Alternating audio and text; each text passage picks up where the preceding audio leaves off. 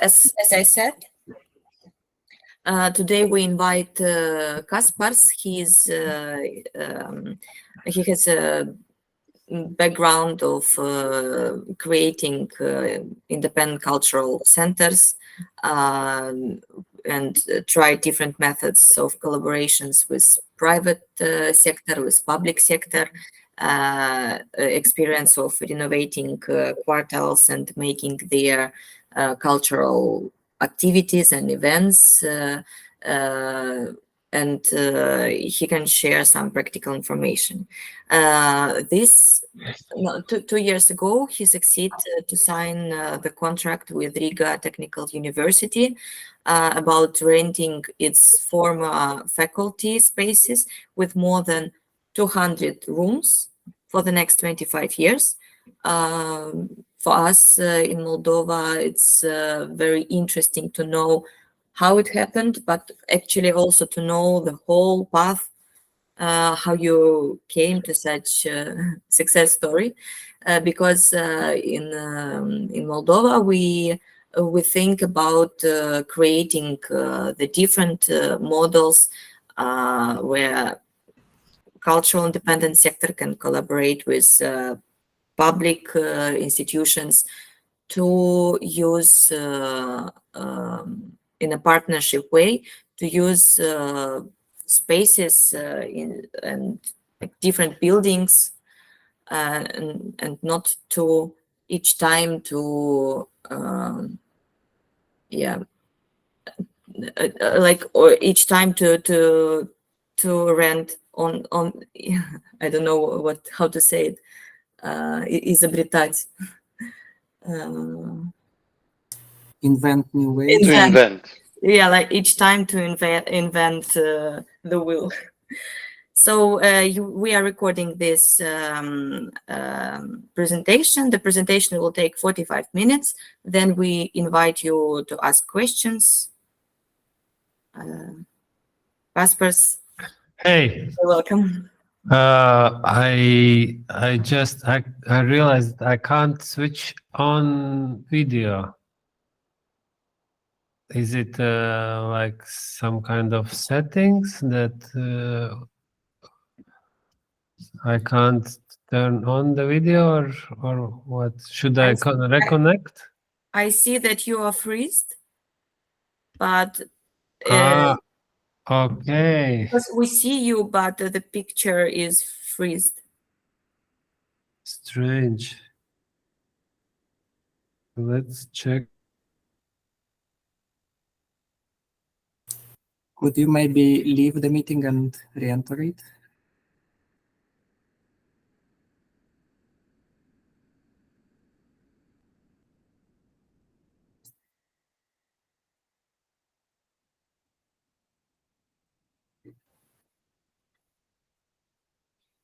Or maybe you have problems with internet.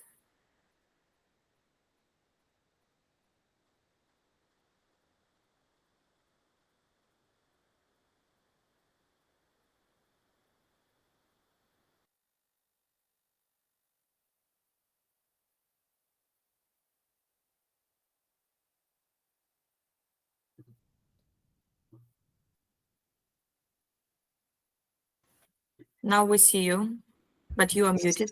Sorry, yeah. I don't know. Something happened with internet. Okay.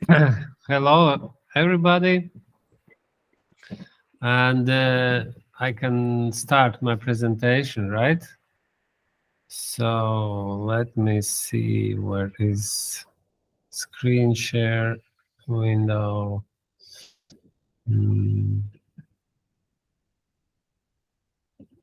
Hello. So you see it, yeah? Yeah. Okay. So I used to be an artist. I was studying arts, and then I started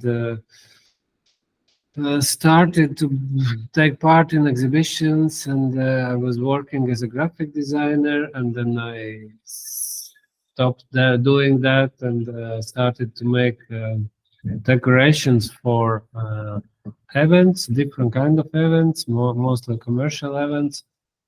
So me and my partner, we were looking for space for to rent space for the workshop for decorations. So we ended up in this former factory. It's the biggest factory in Latvia. Maybe even some of you know it's WEF. It's a factory which produced telephones and telephone centrals for all Soviet Union. And in 90s, it has been privatized, and most of many buildings became abandoned because of speculations of properties.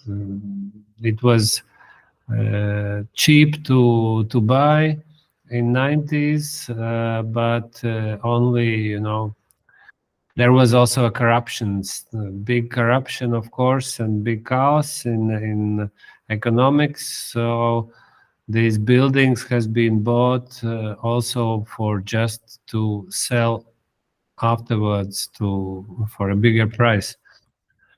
So when we entered, it was 2006. We started to rent one of these abandoned buildings, and we arranged like a nice studio. We also ourselves started to live. You can see here 2 chimneys. It was for us to get warm during the winter, and our friends came and started to rent empty rooms next to our studio. So in 2 years we filled all this second floor with studios of different kind of creative people, artists, designers, photographers, just some random people. And and then we found out that in this bigger building, which is behind, which is a little bit farther from our building, there are also some artist studios. So we decided to get to know them better through the event. So we organized the first event in 2008, and it was open doors for the studios, and also artists from another building took part, and we organized we opened not only our doors of our studios, but also organized several exhibitions. And it was still just an experiment, and we didn't had any plans to do it regularly, but we had a really nice event. So after half a year we organized next one, and after half a year next one, and then we were invited to take part in one bigger festival which was organized by Latvian Contemporary Art Centre. So there are some images from these events. And then in 2010 we decided to start to run regular activities in this building, which was in front of our studios, which was used mainly for storages, but owner kicked out all the storages, all the companies who were renting space for storages, and gave to us because he liked our offer, and we started to rent that building for art center. So this Okay, and then it grew into series of events which were super experimental. We organized exhibitions and concerts and parties, and we built up the rooftop terrace on the building, which was completely illegal, but we didn't have any knowledge or experience in organizing events before. We just decided, okay, let's organize this party with the DJs, and we did it. And then we organized like some improvisation concerts with poetry reading and musicians, and then we started to organize poetry slams, and then we decided, okay, let's organize a market, and then we organized the market, and then we were experimenting 2 years,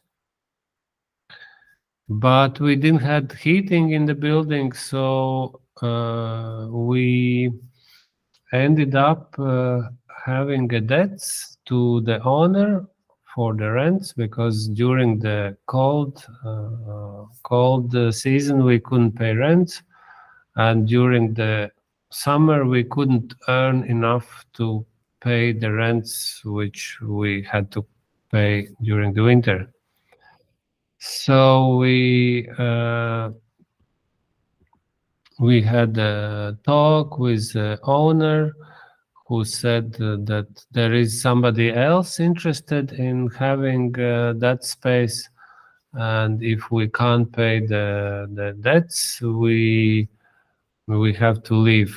So we left the building, because we were also, after two winters, we were a little bit disappointed that we couldn't earn enough, and that not all the artists who were in the beginning active kept initiatives and kept active. So we kind of decided that, okay, we did a nice experiment, it was interesting, but now we stop. And then the same owner offered us a smaller space. So we moved to the smaller space, and because I really liked to organize activities and to run the space. So I thought, okay, let's take a smaller space, it will be easier. And then it went again 1 year, and then owner offered another space which was below the huge space where he was storing his stuff, and he said, okay, I like what you do. Look, here is a big space, try to do something, try to make a business, and then maybe after 1 year you will be able to start to pay rents again. So we got it for 1 year for free, and we organized many events during the summer. We built again the rooftop terrace, which is actually super attractive for visitors. And I must say that this factory is not in the city center. You have to go by public transport to reach the space, and then you have to find in this area of huge factory our building. So it was not so easy to attract audience, but somehow our place became quite popular, and we also got support from different local and international cultural foundations and institutions, and And we kept to experiment different kind of events which we found interesting.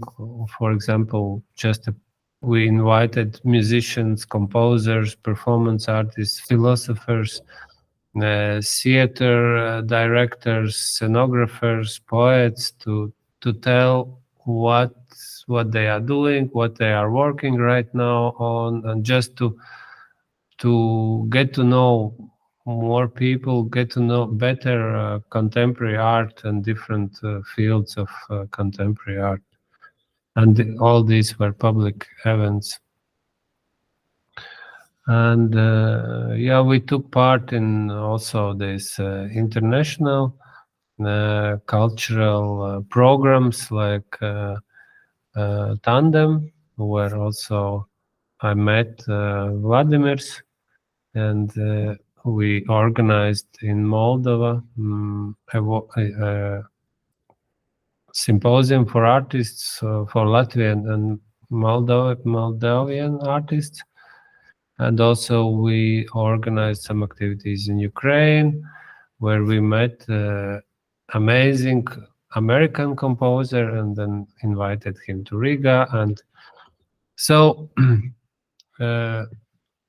it was really great and interesting time, because we were constantly opening new doors to new connections, new collaborations, new partnerships, new ideas, and it was super interesting. And yeah, also Riga City Council started to support us, and this is the moment when they give me a prize for what we are doing. But owner started to push us again, rise rents, and he said that there is another company who wants to rent our space, and it was 2013, 1 year before Riga became cultural capital of Europe in 2014. And it was a moment, it was a super difficult moment, because from one side, owner was starting to raise the rents, and from other side, somehow we didn't got funding for the next year activities, though we were part of cultural activities as one of creative quarters of Riga, and actually Riga program for European capital was pretty much built also on the brand of Riga is creative city, and we have these creative quarters, and one of the quarters are quarter which we created, but somehow the all funding was gone to big artists and big exhibitions, and so we kind of had also conflict with Riga City Council, and I didn't wanted to take part in the program of 2000 of European capital, because in the situation where we don't have funding, so we would take part, but we couldn't make something interesting without money, and so this was super strange situation, and finally we decided to stop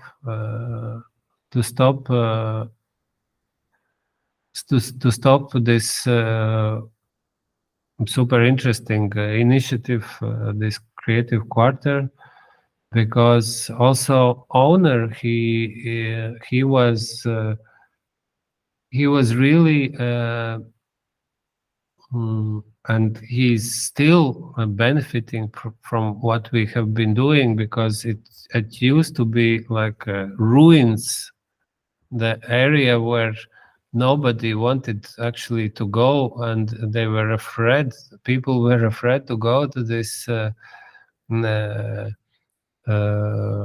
abandoned spot of the factory, and we made it super safe and friendly, and people were coming, and they were visiting our space, events, coming to just to eat during the day. The people who were working around in the neighboring buildings. So we did a really great promotion of, let's say, gentrification of that abandoned space. And then instead of supporting us, they just want to want us to become better business-minded people. And so I told him that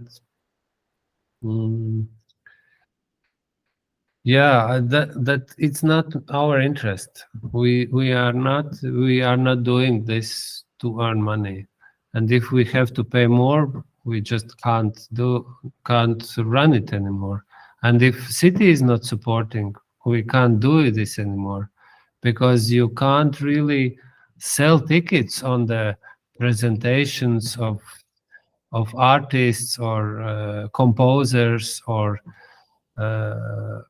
experimental interdisciplinary performances. And we did most of the activities because when we got funding from the state or from the city for the project, when there was funding for the project, then we made an event from that project money.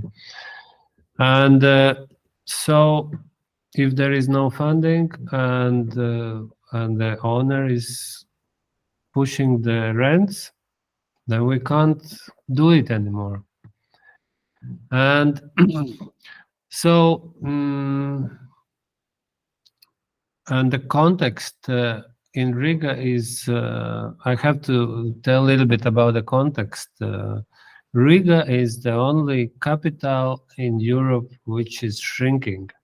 Even Tallinn and Vilnius is, I'm talking about the European Union now, and even Tallinn and Vilnius are growing capitals, but Riga is shrinking. So we have many abandoned buildings, many like this. Also here, this huge building which you see behind the terrace.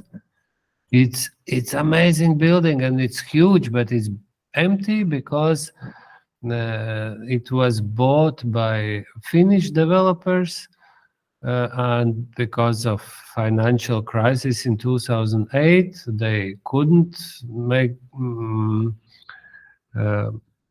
their investment, and it was taken by the bank. So it belongs to the bank many years, and it's just standing empty.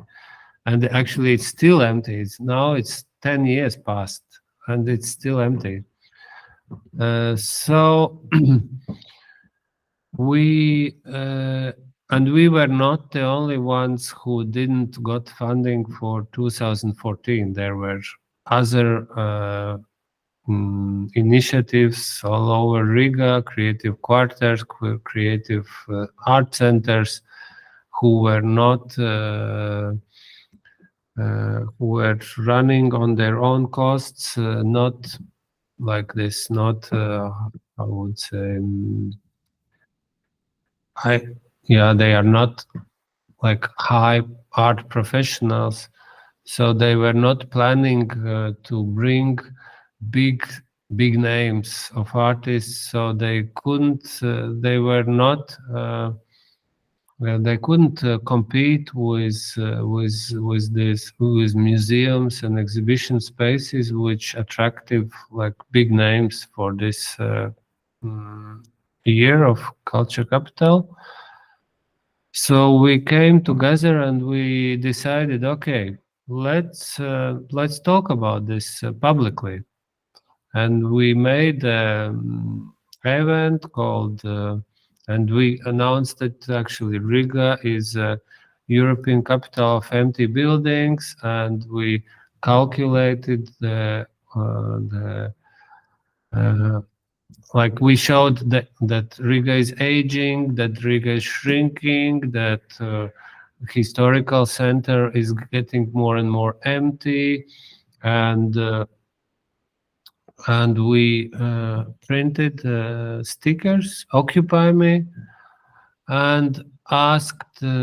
We didn't want it to become like anarchists, like criminals or illegal activists, but we printed stickers, and we, during one art festival, which is happening in all cultural venues of Riga once a year, we distributed these stickers to these cultural places, and during that night people just could take stickers and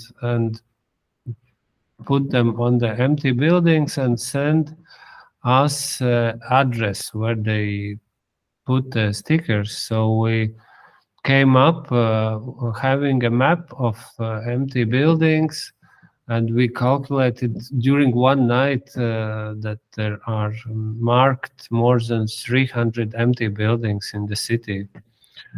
So we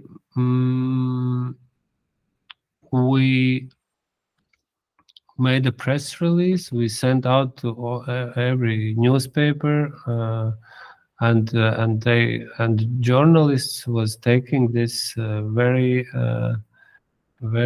kind of, they liked this topic, and we started to organize public meetings where we were also inviting politicians and people from municipality, of course, cultural activists, to discuss this issue.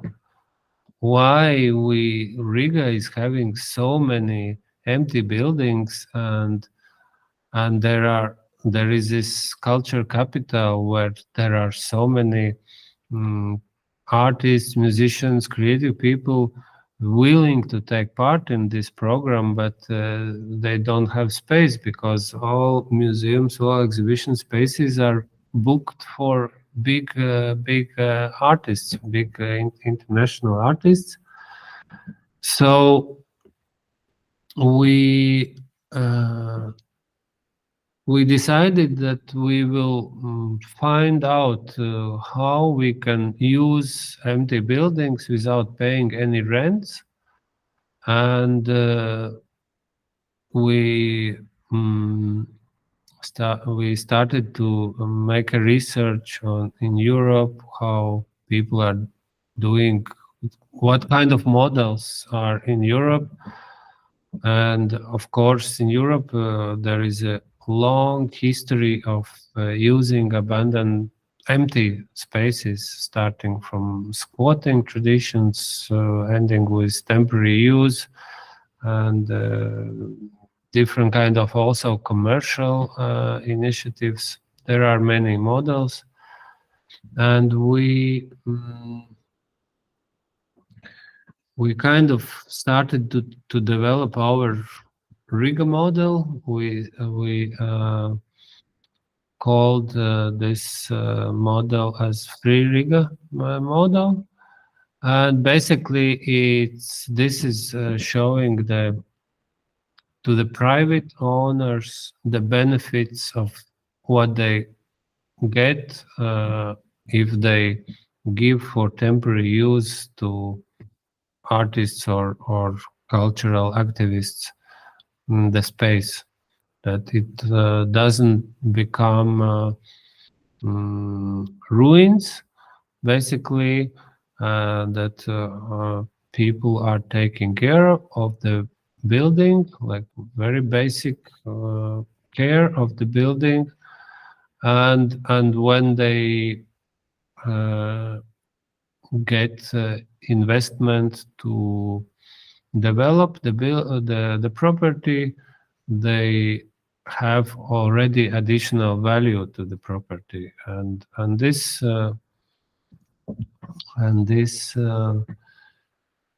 is fact that if there are happening public events and it becomes popular for the audience, it's much easier to rent or sell for owners the renovated buildings.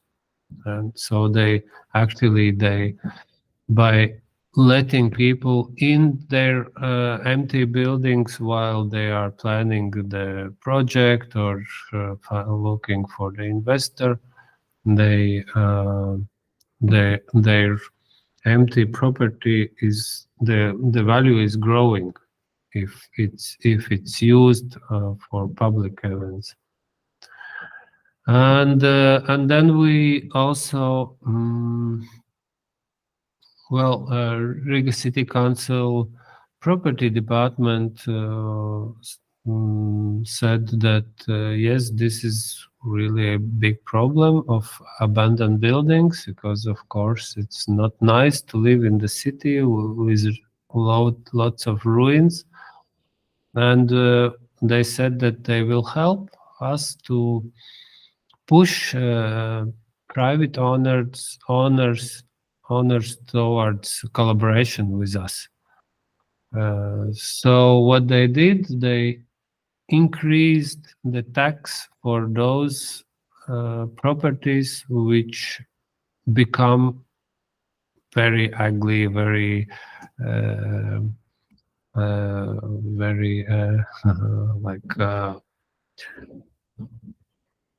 dangerous for pedestrians because they can collapse, or but those who are letting organizations with social benefit for temporary use for free, they get a 90% discount of the property tax.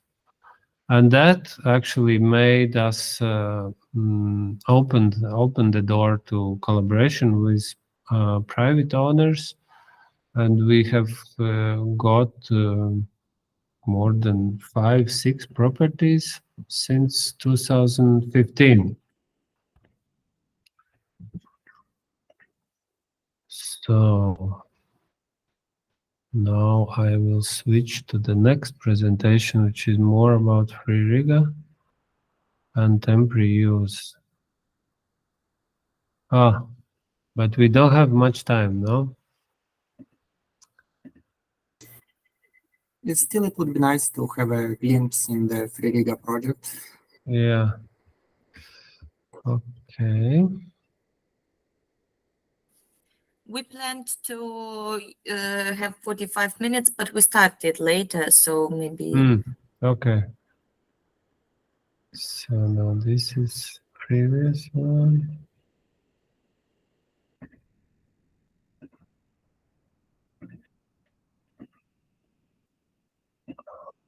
Okay. No, wait. This is...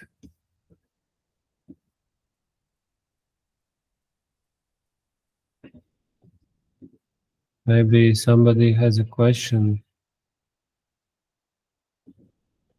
while I'm trying to...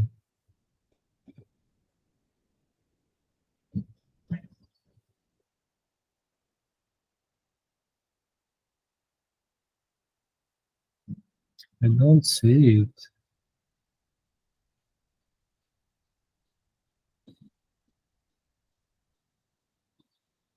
Okay. Yes.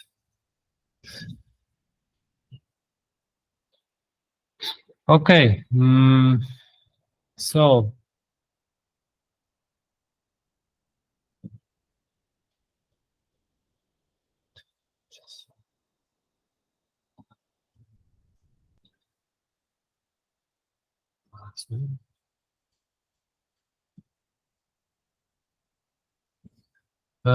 okay, I will show you just a few examples what kind of buildings we were having. For example, this one, this used to be a huge printing house for all the newspapers, magazines in Soviet times, but it's abandoned because it's too expensive to use this old Soviet architecture and buildings, and so we were actually using, we were having 22,000 square meters in this building, but it was just for one summer. It was one summer during 2014. It was more like a protest action that we said we said that we will make biggest cultural center in Baltic states, like bigger than any state's museum or anything. And it was really, it was much bigger than any kind of like states or city run cultural space.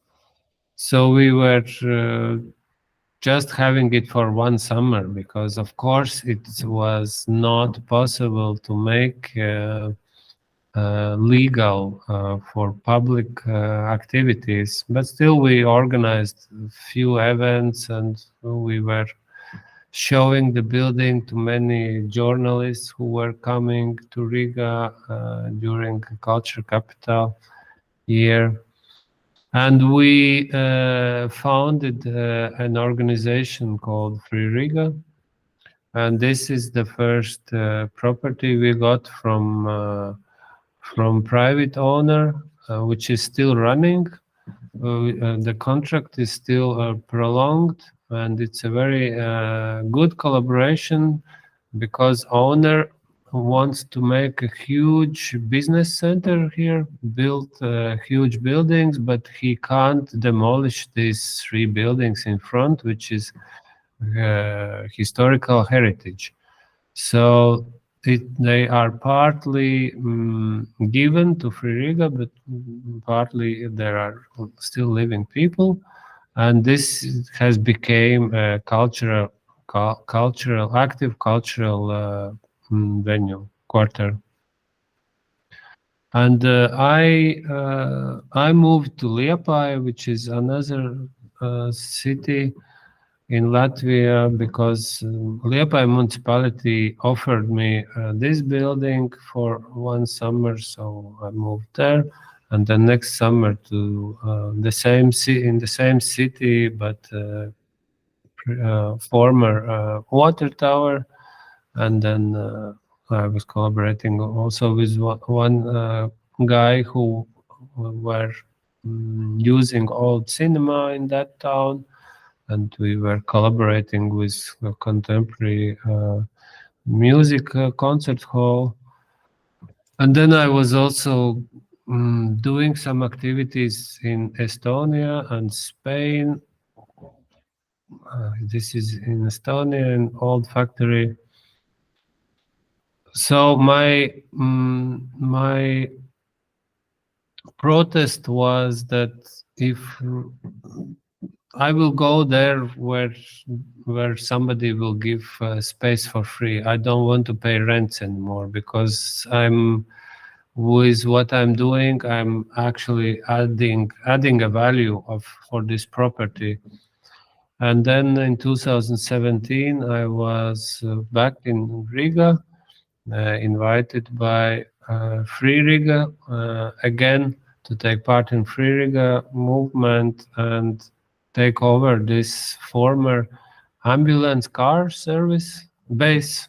It's a huge space, and I was curating it during 3 years, and it became like one of the most popular place for youngsters, because we let in several bars, but we also were having events inside, outside, doing some street art festivals, very different kind of activities for kids, circus, exhibitions, concerts, but this is a private property, and private property with a private property, the problem is that if it becomes too successful, owner takes it over. Also in that case, after 3 years, our contract ended, and he said, "Thank you, guys. Now there is a COVID. I'm having a bad times, so I need some money, and I will run it on my own." So we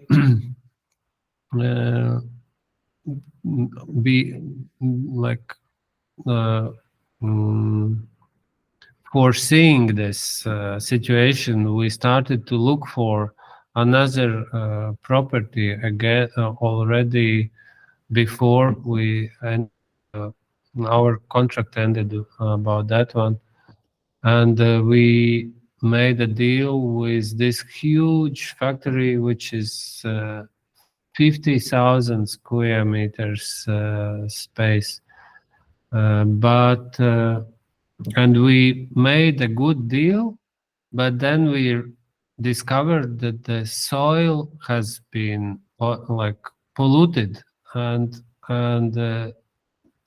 there are too much money to get rid of this pollution. Here also I added a map where you can see that actually these huge spaces are abandoned outside city center, and it's much easier to make a deal with owners. And then this on the right, this is a building which we are having now for 25 years, which was mentioned before my presentation. It's a former university. The university got a new building, so they moved out from this Soviet building built in Soviet times, and actually nobody is really interested from the state or city institutions to have old Soviet building which has to be renovated, and which is cold during the winter and expensive to heat. And so we made a contract with the university that we will be renting it for next 25 years.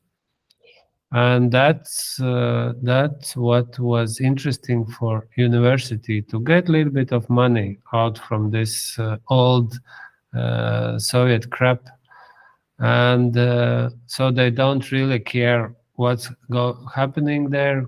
The main thing is that we pay a little bit of money every year, and but for us to have such a huge space gives opportunity to cover the costs, because if we have such a big space, we can still offer for artists and creative people spaces, studios for the studios and workshops for a low costs, and in total we can earn a little bit of money to pay rents, and also to manage the project and run some program what's interesting.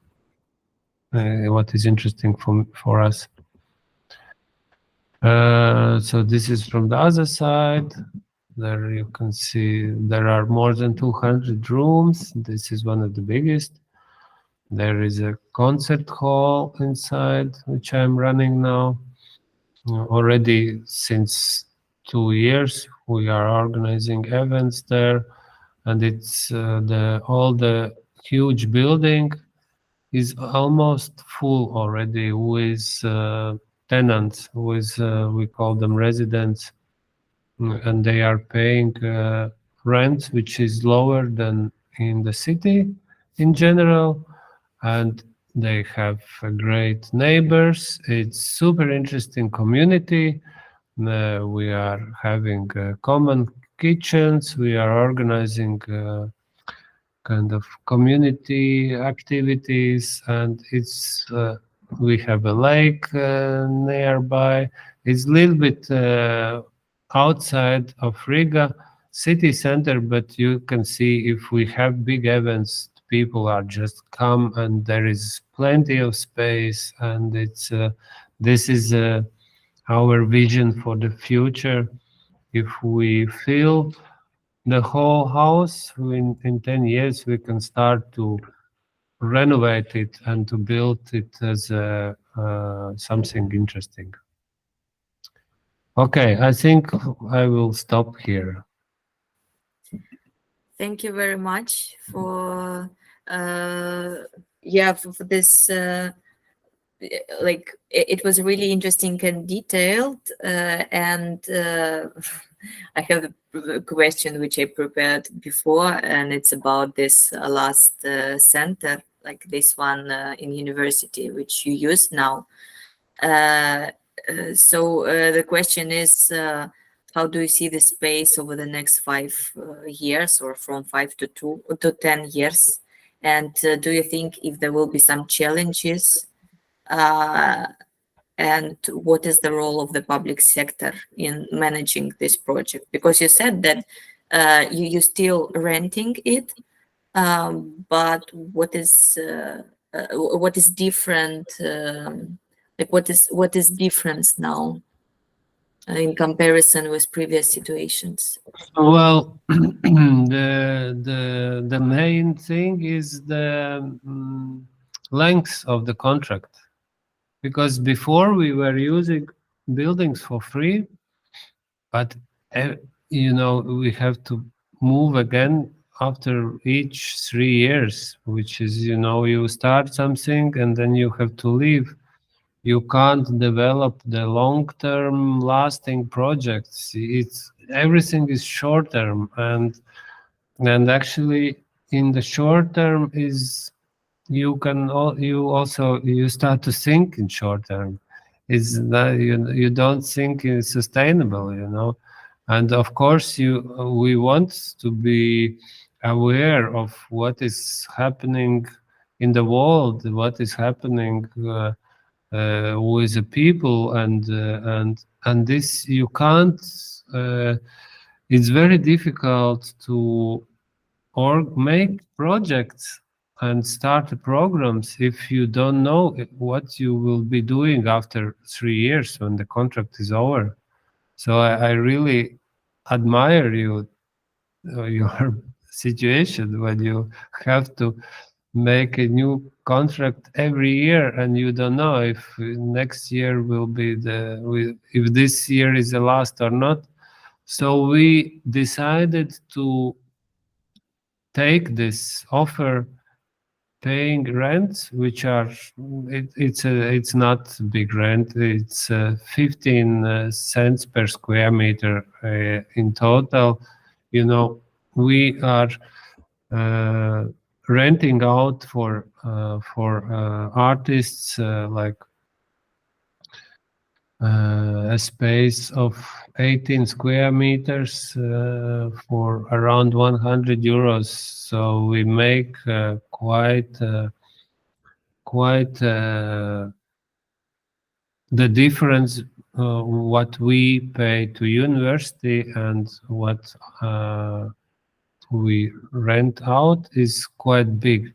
But of course, also this includes heating costs and utilities, and also in the future the renovation of the building and the running, all the management costs also. So we have calculated that actually, if we fill the building, we can do really crazy project out of this. If we have 25 years. And when we started, it was just before COVID in 2019. Of course, we had plans that it will be faster filling up, but of course, COVID made COVID was a huge challenge, but now it's over, and after COVID, it started to fill again very fast. So for us, we decided to take such a huge space because it's also super interesting for those who are having their studios and workshops and offices there. It's super interesting. It becomes super interesting. We are now in the 3rd year, and 2 of them were COVID, with all the restrictions. So it's I really love this project, and I think in few years it will be very very interesting and valuable projects will come out of this space. Thank you. Maybe somebody else has a question. Yeah, I'd like to ask. Hi. Thank you for this very insightful presentation. So I'd like to ask if behind all of these, projects since the very beginning, if there was always like an NGO behind it, or like in your case, or there were like also like commercial kind of entities that could, function on commercial rules and not only, civil society rules. Yes, from the very beginning, I founded also how do you say, limited liability company, which just to be able to run a bar, because NGO can't sell alcohol, and the bar is a very important income. If you are running, if you are organizing concerts or any kind of other cultural activities, you get, of course, project money, which is usually not enough. Then you can try to sell some tickets, which is not big income, but still it's a little bit of big income. But bar is very important income. And did you open it under affiliated to the NGO, or it was a separate entity completely? It's separate. It's commercial entity. It's commercial company. No, because like now in Moldova, for example, you have the option that an NGO is actually encouraged to start a business, like a limited organization that you're describing, a social one, but they do now a lot of that kind of promotion now. That's great, because I'm so tired of having 2 companies. One is NGO for the projects and all the cultural stuff, and one is just for bar. And then you always have to send the money there, and and there, use it there and earn there, and this is such a hassle.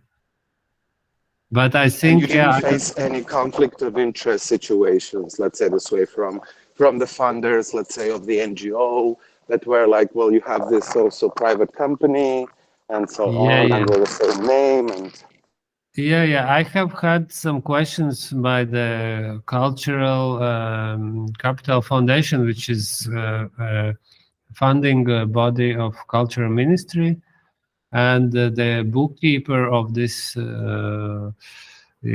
this foundation, she was once like asking me about these two companies, and then I explained that, you know, I would love to run a bar as NGO, but the law says that you can't sell alcohol as NGO. So I have to make this another company and to run a bar. But in the same time, I'm not doing it for profit, you know. That's why I keep NGO, because I'm doing this because I'm passionate about the culture, education, contemporary art. My passion is not, you know, to make a business. So for me, the right form is NGO. But since I can't run a bar as NGO, I have to make also a profit company, which actually is against my ideals. Yep. Yeah, thank you. Yes. In the same situation, that we have and we also want to see some discuss. Could also be. Can you hear me? Connection is very weak. Yes, signal is very weak and it's very difficult to hear you. I'm sorry. Well, it's okay. I give some questions. You can send a written question on the chat. Kaspars, may I ask you a few questions? One is related to the legal frame. If you have any, because you mentioned in your presentation that the municipality pushed the private owners towards you by that law, by the tax, by forcing them paying higher tax if they keep it empty. Do you have anything similar that would encourage public institutions to collaborate with civic actors, with NGOs, like maybe a law or any kind of recommendations, whatever it could be? No, because, you know, I think also this, honestly, you know, by talking and meeting often with the guys from municipality, from the property department, they are not interested in supporting culture. It's not a cultural department. Cultural department usually have a little money, and then they have their programs support cultural initiatives. They are doing great job, but they are very poor usually. But we made a collaboration with property department, which take care about the property of municipality. And I think this actually was great possibility for them to make bigger budget of their department, because thanks to us, they could increase the tax for all these abandoned properties which are in a very bad condition, and they increased the tax 3 times.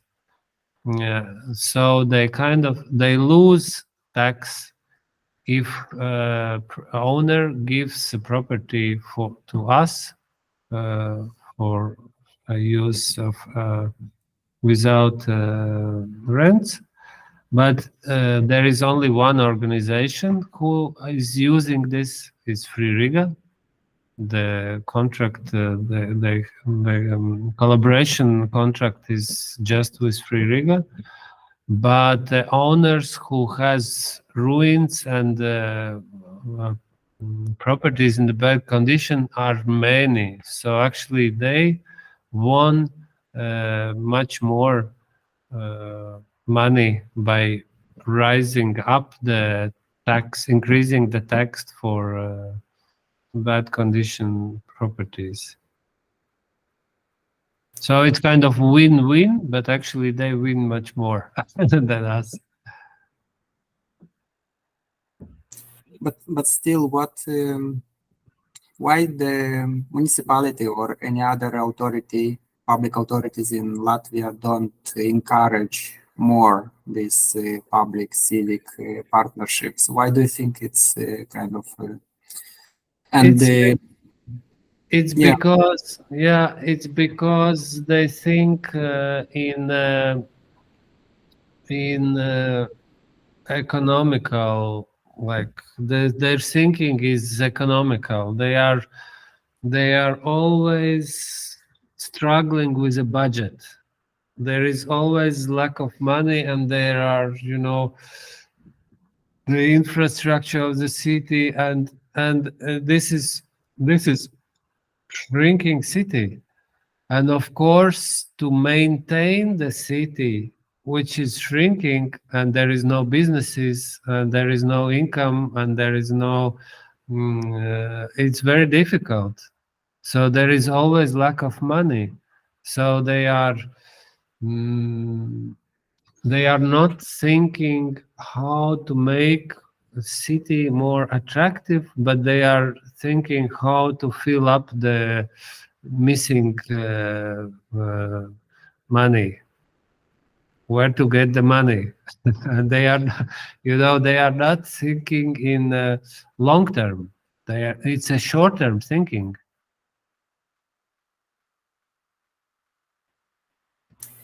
And still you succeeded to have this partnership for the university building, and you think the reason was because they also earned some money from... Yes, which is also absurd. You know, university has their own budget from the state for educational budget, and they were using a building which they actually don't need anymore. Why are they still keeping it and renting out? Because this is not a function of the university to make money on the renting property. but they, it's kind of also it just shows what is happening in people's minds, how they think, how they how think people who makes decisions. They think, okay, let's find out the ways how we can earn a little bit more money, whatever it is. So we had to make a proposal to make some kind of educational activities in this building, and that was how they kept it, because then they said,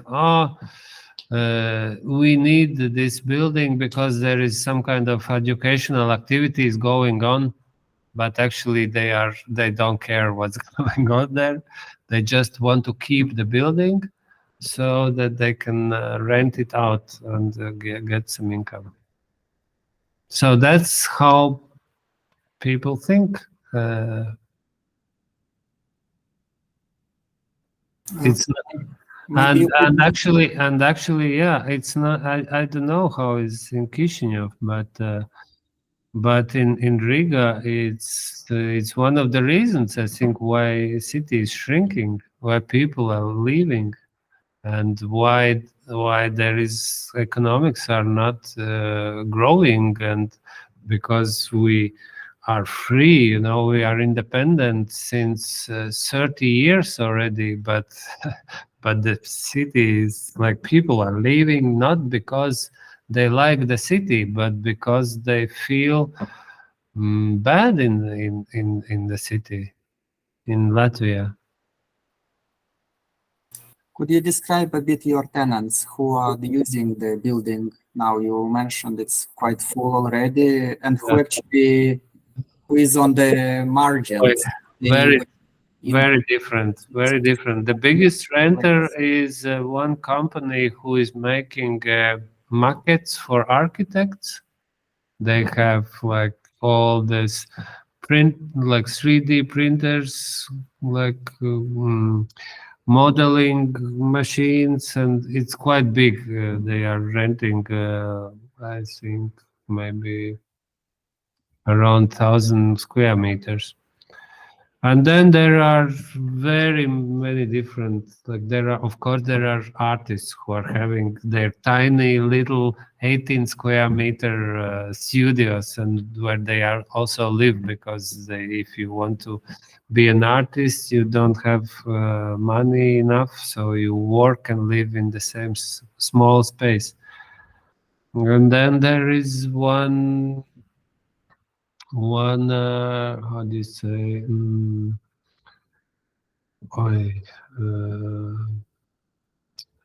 association which collects donations for handicapped people, and then there is one initiative where one guy is just taking home fish and turtles who are thrown away, and it's kind of their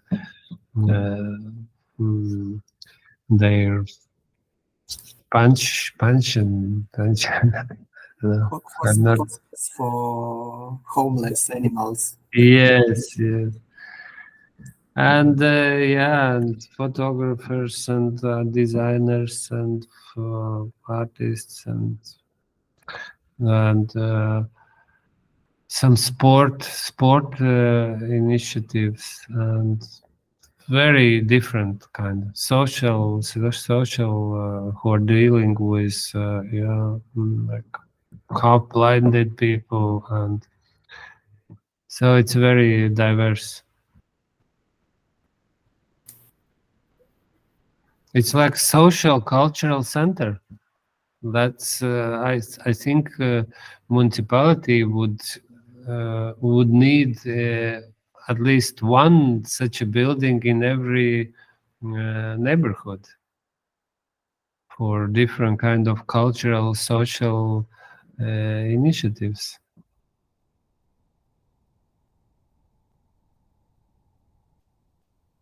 And is it like a typical portrait of the cultural sector from Latvia? Is it so diverse? And are these people the ones who couldn't pay rent in the city center, and they would move? It's not. There are not only those who can't pay rent. There are also those who like the space, who wants to be in such who is such a neighbors in a huge building where all are like-minded people who are not businesses. All these are non-commercial. Well, of course, the company who makes maquettes for architects, it's a business, but still it's a creative business. And these guys are really nice, and they have made a huge effort to make such a company, and they are also innovative, and so it's very interesting with such a size. And long term. I know that this space, it's not in center, this building, and does it create some difficulties for your team to bring people there? For events, yes, but yeah, like all who are having their studios, it's not so far. It's like 20 minutes by public transport, or half an hour or something like this. And yeah, and also local people are also coming for the events, and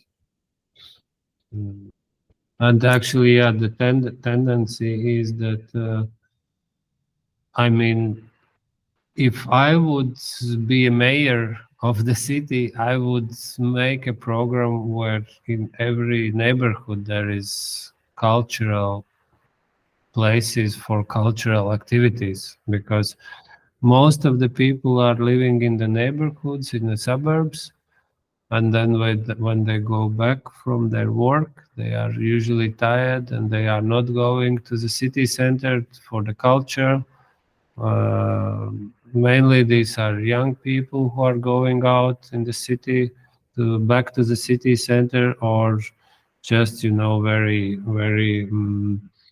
how do you say, typical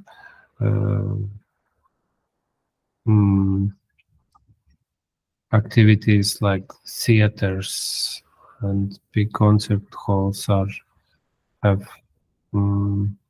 attracting the people, but the majority of people are not going to any kind of cultural events.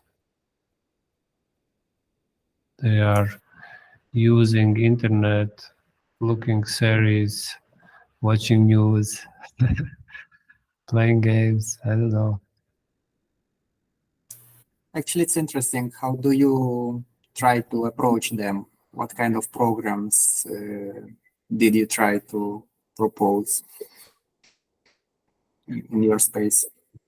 I'm inspiring. I'm actually inspiring and learning a lot from the West, from the Western cities, from the Western culture. Copenhagen, for example, is a great space for inspiration, and Amsterdam, and yeah.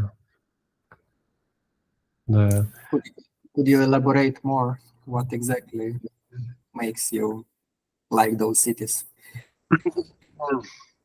For example, there is this, even in Paris, in suburbs of Paris, they have also these blockhouse neighborhoods. And there is one initiative started by architects who are just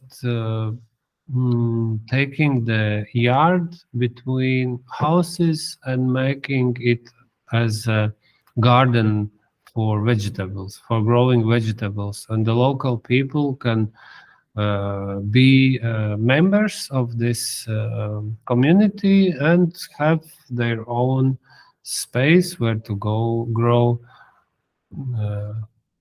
potatoes or carrots, and they do it all together. They have like lessons how to do, and then there are instruments, everything. Like it's this urban gardening is really great, and it's not only in Paris, it's in Berlin, it's on the same in Copenhagen. They turn yards into the gardens, and they use much more the yards in that way. They go out more often, and then they do different kind of gatherings, events there, and so people more meet with each other, talk with each other, do something together, learn from each other, and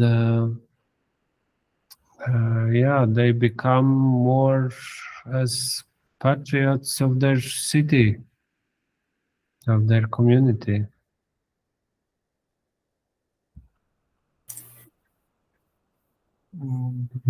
There was also a question. I mean, we know that you will be visiting us. Maybe not everyone knows, but you should know that Kaspars will be visiting us next week in Chisinau, and we will have a workshop together to discuss these questions more in detail. But maybe you could say about the safety. How safe are people in this neighborhood? Because it's one of the questions that some of our members of the community in Zemstvei have regarding developing activities in neighborhood, especially if we speak of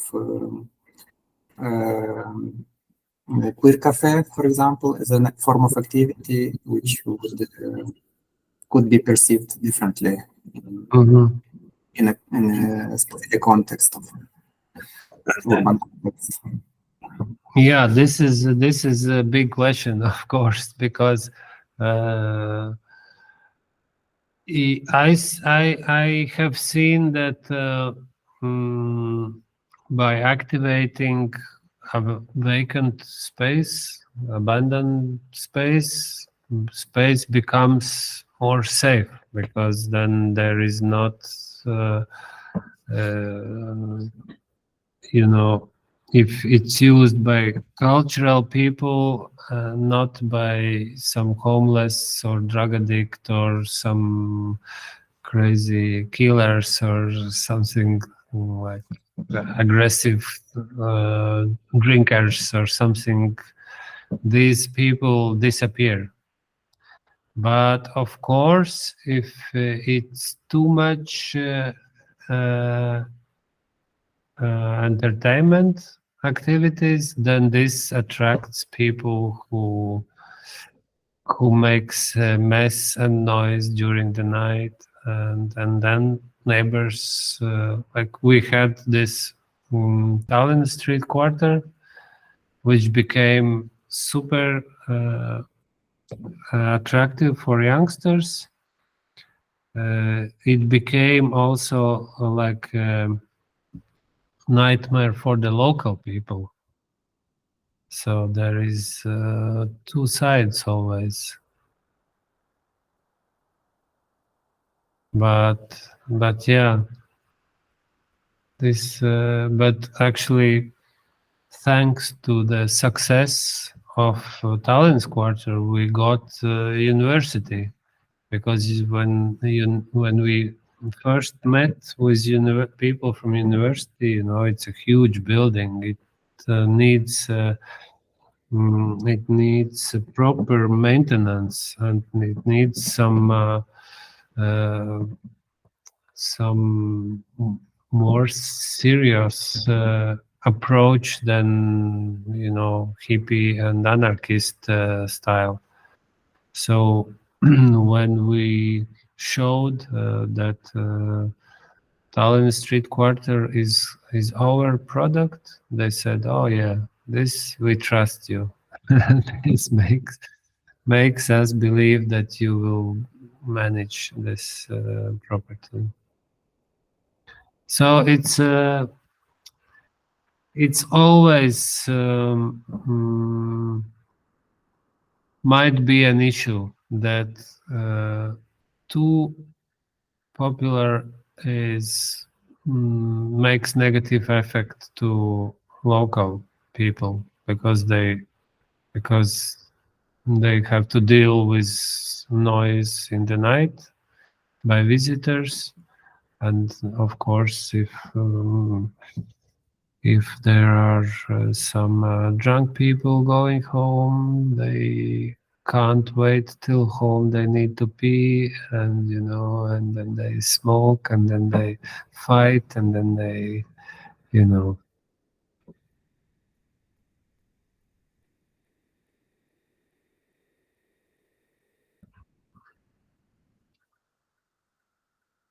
I have a few more questions, but I would encourage others to address their own questions as well. I would like to say that we have 10 minutes before we finish, and if I don't have any questions, but if some Vladimir, you can ask it, maybe somebody else if they have joined the conversation. I have a question. I wanted to ask about what's the cultural situation, the background of your activity? Like, is there similar initiatives in Riga as your center, and do they follow the same logic, or I don't know, has your center or like Free Riga inspired other initiatives as well?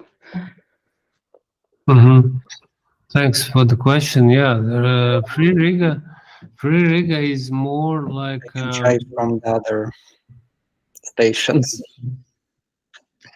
Free Riga is more like a platform for other initiatives. My question was actually, can you hear me now? Yeah. Super. My question was related, like I would propose to go more deeper into the advantages and disadvantages which partnerships with private entities and public entities give. And based on your experience, on your personal experience of renting spaces from private owners, then using for free the spaces, but still from private owners, and then having a deal with a public institution, what would you outline? What were main advantages in one case and the disadvantages or risks? And what are the other advantages and disadvantages in the case of working with a public institution? Okay, I will finish answering the question by Diana. I don't know if you heard it, but I didn't, sorry. If you could repeat it, would be great. Diana was asking about other similar initiatives in Riga, and I would say that Free Riga is the only one as a platform who are dealing with owners about opening up empty buildings for other users. We have several initiatives who took in rent or for a short term or collaborating with owners and doing some activities in the empty buildings, but by their own. But the Free Riga is the only one who is offering this for doing this for other initiatives. That's a big difference. And actually, I sent you guys an email with some similar initiatives from Belgium, France, England, Denmark, and Germany.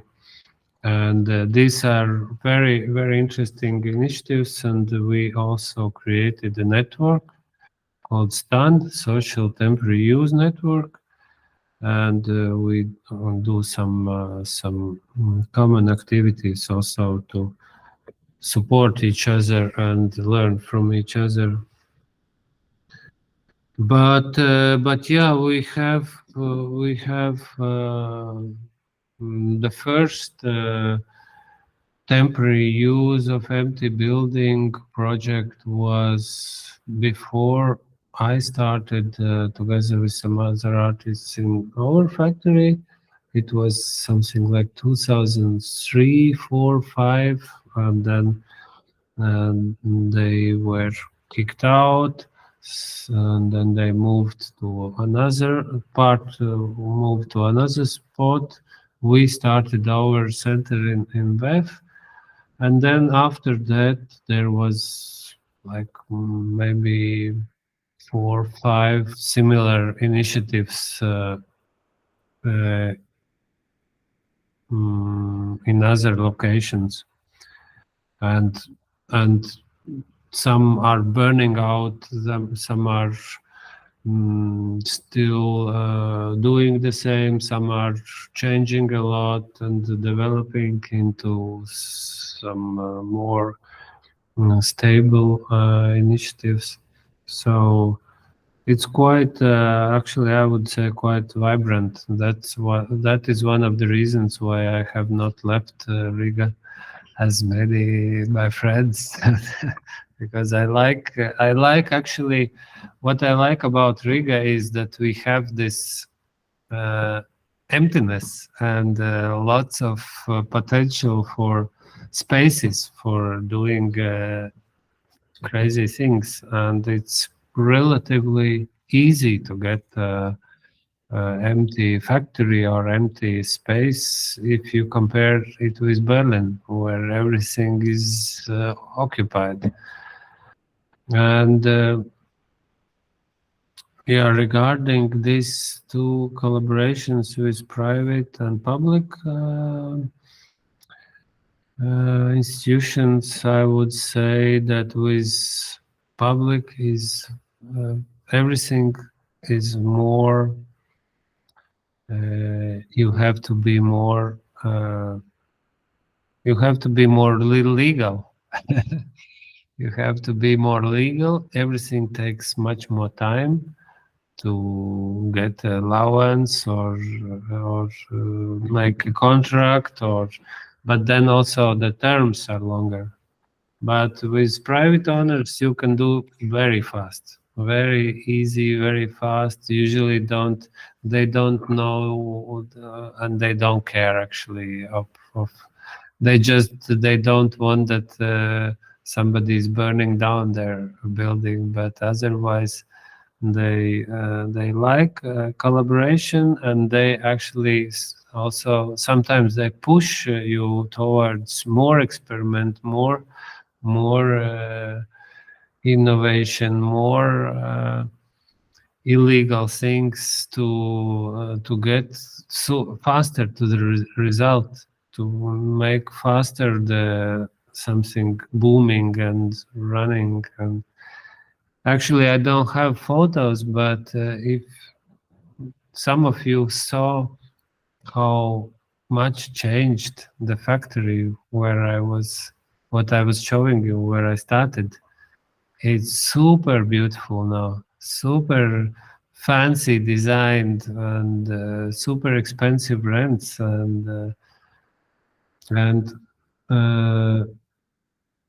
and the owner actually did what we were dreaming about. It's kind of a street of design shops and creative initiatives, but in a very high level.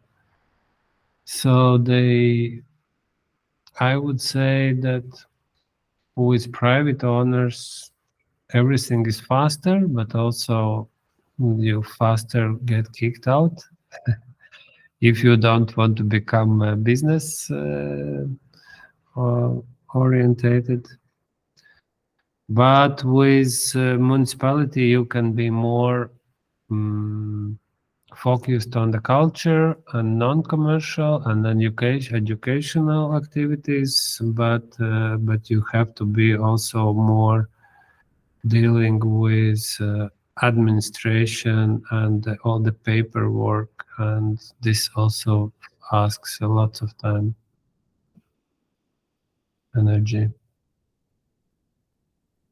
But then sometimes you get some very interesting projects. Like we did also one for 2 years. We were mapping one of the neighborhoods and creating models how to activate the cultural life there. And this project was moderated by one very interesting guy from Denmark, who is dealing with urban and arts kind of interaction already a long time ago. So it was super interesting and inspiring. And that's what you can get in non-private, in public, in collaboration with public. But yeah, actually, I think it takes us to another question, and this is maybe the last one. If you had any intentions also to participate or influence the cultural policies on city level, like because of using public facilities to be part of this dialogue and to participate in how we imagine our, I don't know, cultural sphere in Riga, for example.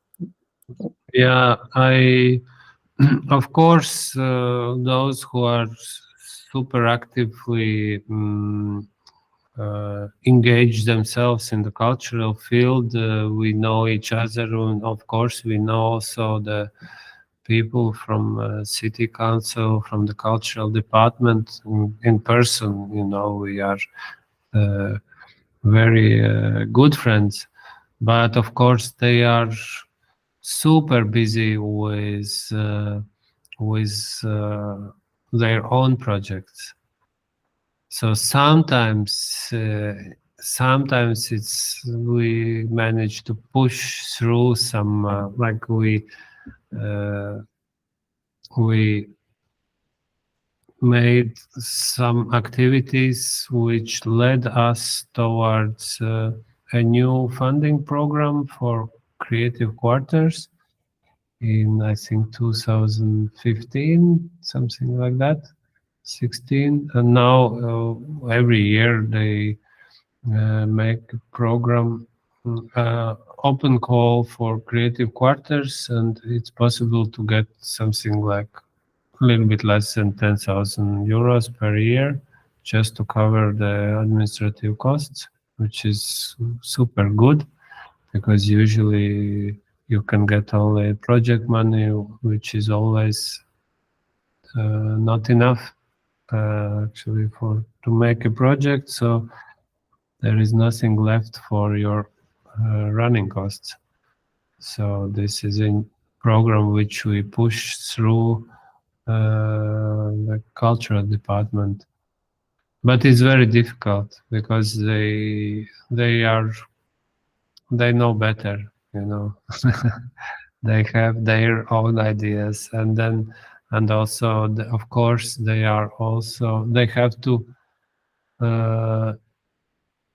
they are collaborating with city development department. They have to listen what the position is asking from them. So they have other more important people to listen than us.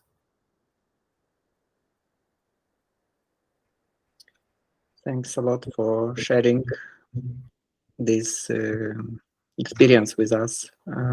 Lena, we probably should wrap up.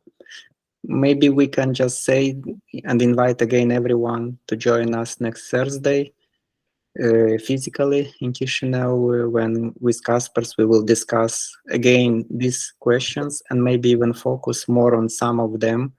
Practical. But from perspective of Casa Zemstve, of our cultural center, and think together what kind of model would work better for us, and even have dedicate some time to think out of our economic model, for example, or strategic partners which we would like to have in the future, so that we develop our own cultural center. Mm-hmm. Yeah. Thank you for inviting, and see you next week. Yes. Yes. Thanks a lot. See you. Bye-bye.